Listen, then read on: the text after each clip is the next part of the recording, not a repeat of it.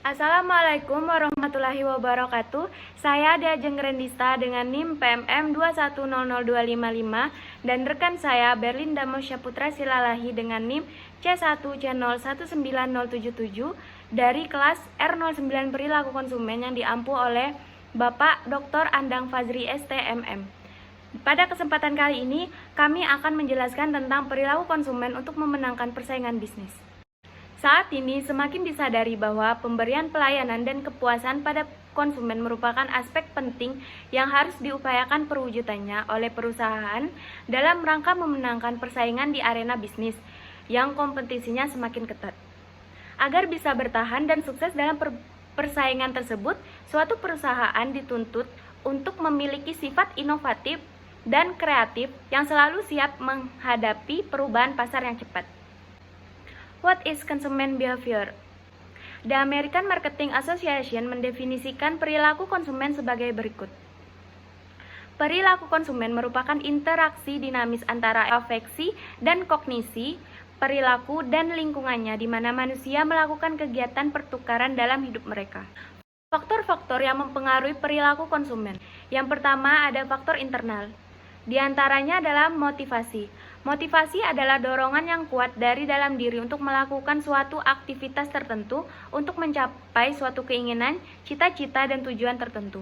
Berikutnya ada ekonomi, yaitu tingkat ekonomi atau keuangan seseorang yang dapat mempengaruhi perilakunya dalam mengambil keputusan untuk membeli suatu produk.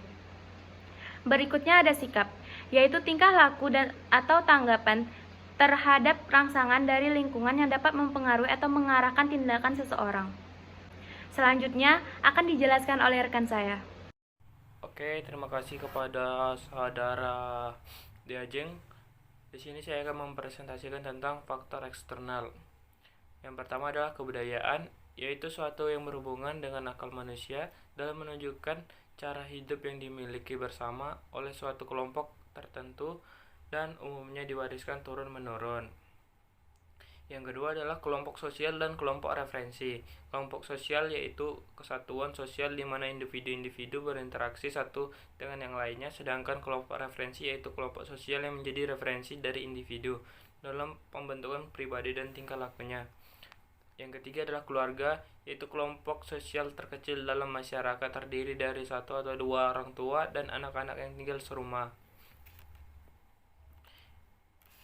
Persaingan yang sangat ketat di era digital menuntut perusahaan untuk bisa bersaing dengan memenangkan persaingan bisnis terutama di wilayah pasar utama.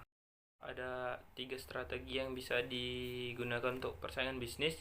Yang pertama yaitu menjadi produsen dengan biaya terendah atau low cost company. Yang kedua melakukan diferensi produk dan jasa dengan memfokuskan pada bidang-bidang tertentu tidak terlayani oleh pesaing. Yang ketiga, mengubah segmentasi pasar dan target market yang hendak dilayani dengan tujuan merubah ruang lingkup kompetensi baik dengan cara memperluas pasar maupun mempersempit pasar.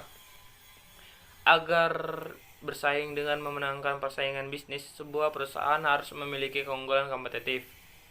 Hal ini bisa dilakukan dengan memberi nilai kepada pelanggan lebih banyak daripada pesaingnya untuk memberikan nilai yang sama dengan pesaing tetapi dengan harga yang terendah. Suatu sistem informasi yang dimiliki perusahaan akan memberikan dampak strategik jika membantu perusahaan dalam menyediakan produk dengan biaya yang lebih rendah daripada pesaing atau menyediakan produk dengan biaya yang sama tetapi memiliki nilai yang besar. Terkait dengan strategi company lainnya yaitu diferensi produk atau product differentiation dalam rangka menciptakan loyalitas merek atau brand loyalty. Dengan mengembangkan produk baru, perusahaan juga bisa memanfaatkan sistem informasi yang dimiliki. Sekian pemaparan materi dari kami. Kami mengucapkan terima kasih.